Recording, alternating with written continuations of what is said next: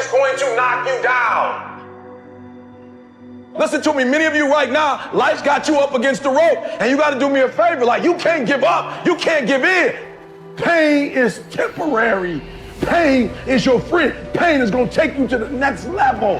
When you going through pain, I know what you feeling. I know exactly, because I've been there. I've done that. But you got to work through it. And the reason why most of you are not successful is because every single time stuff not going your way, you give up, you quit, you let go, and people feel weakness. They feel it. You can feel when somebody's not committed, when they're not all in, when they're not dedicated. And there's another level you get to when you go all in. Winners win and losers lose. There are going to be times that you're going to be wondering, why should I keep showing up and working my business? Why should I keep at it? Why should I keep showing up to the conventions? Why should I keep picking up the phones and making the phone calls? Why should I keep fighting for my goals and fighting for my dreams? And what I want to remind you is that you got to show up for your life regardless of the circumstances. You got to show up in spite of the naysayers. You got to show up in spite of the conversation going on in your mind. You got to show up for your life, because if you don't, nobody else will. If you want unreasonable results in your life, you've got to be willing to be unreasonable. Part of being unreasonable, you don't judge according to appearances. Part of being unreasonable, you can see it because you believe it. You must have the faith to call forth those things that be not as though they were. You've got to decide, I deserve this, and I'm going to have it. You've got to say yes to your life. You've got to say yes. Yes to my dreams. Yes to me. Yes, I can make it. Yes, I can. Doesn't matter how many failures I've made. Doesn't matter how many mistakes I've endured. Doesn't matter about my defeats. Doesn't matter about what I've done. Yes, yes. I don't care about the fact I'm in a hole now. Doesn't matter about where I am. The last chapter to my life has not been written yet. If you judge me now, you'll judge me prematurely. I'm still in the process of transforming my life. I'm still in the process of becoming. Yes. The brilliance of Thomas Edison was not in his mind. It was something much more ordinary and often much less respected. I've got no imagination, he once said. I never dream. I've created nothing. If you're someone who doesn't like Edison, you might think that this is Edison admitting to stealing his inventions from other, more brilliant inventors, like Nikola Tesla. Not quite, but he did readily concede that most of the credit belonged to something other than his brain. The genius hangs around his laboratory day and night, Edison said. If anything happens, he's there to catch it. If he wasn't, it might happen just the same. Only it would never be his. What he's talking about is showing up.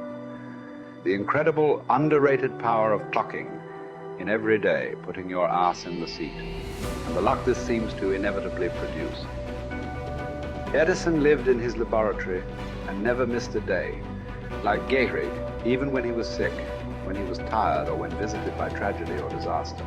The modern conveniences we can trace to his lab then owe far more to his body than his brain, to the compounding power of consistency rather than sheer brilliance. It wasn't about inspiration.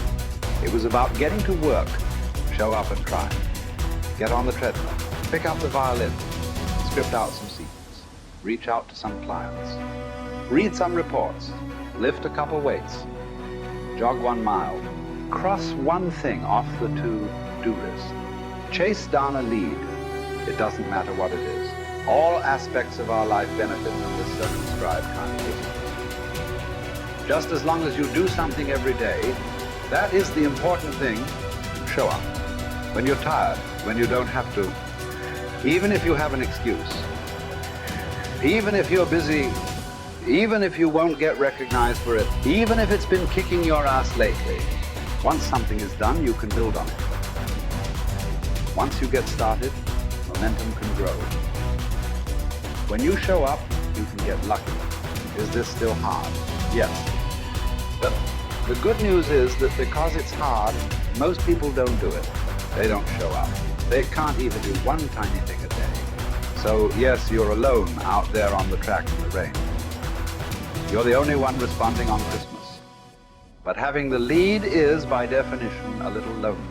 This is also why it's quiet in the morning. You have the opportunities all to yourself. Don't worry about setting any records. Just report for duty. No excuses. And here's the irony. This is also a way to break records. Consistency is a superpower. Day to day, willpower is incredibly rare.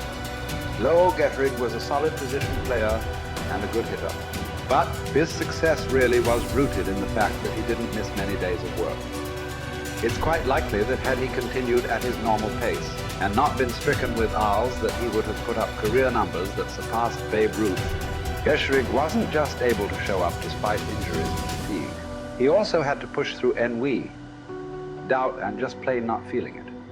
He had slumps like we all do, but he also understood what they meant. As a minor leaguer, he had struggled at the plate and thought about quitting. The Yankees' owner sent down a scout to walk Gehrig through the very basic math of a batting average. A good hitter hits 300, and hitting 350 is terrific. Hitting 400 is almost unheard of. What does that translate to? Missing on 6 tries out of 10. A hitter can also go days, weeks without touching the ball. That's what the scout told him. The most important thing a young ball player can learn is that he can't be good every day. You don't have to always be amazing. You do always have to show up. What matters is sticking around for the next at-bat. The ability to do that, coupled with the ability to endure what John Steinbeck called dawdly days while writing Easter Eve. Those days when everything seems out of whack, when you're just not feeling it, when the distractions won't stop, is the first step to greatness, literally. You cannot be great without the self-discipline to do that. One thing a day adds up. Each day adds up. But the numbers are only interesting if they accumulate in large quantities. You guys that are just getting started, you're not going to start right here. You're going to start down there, probably in another city, another town. I grew up in Lake Charles, Louisiana, no money, raised by a single mother. I was in debt at 25 years old. First thing that I had to do in my life was not learn a new skill. First thing I had to do to get my life moving in the right direction was self-development. It is vital. It was vital for me that I improved myself and I could start depending upon me. I had to show up every day with some rituals, some disciplines, and start getting myself to trust me, not trust others, but trust myself to do the right thing every day. One of the things that I started doing was beating the sun up every morning. I'm going to beat that sun up every morning so that I have the discipline and the control over my life. So I knew, hey, before that thing pops, I'm going to pop. I'm going to get out of bed, depend on myself, get up at the same time every day. And for me, that time, regardless of where I was beat that sun up. No matter where I am, I'm going to beat that thing up. So it gives me a sense of control over my own life. Second thing, I had to start cleaning up my life and my friends and my environment. When I was younger, between 15 and 25, I was doing crazy stuff in my life. Wasting my weekends. I have the saying, weekends are for the weak.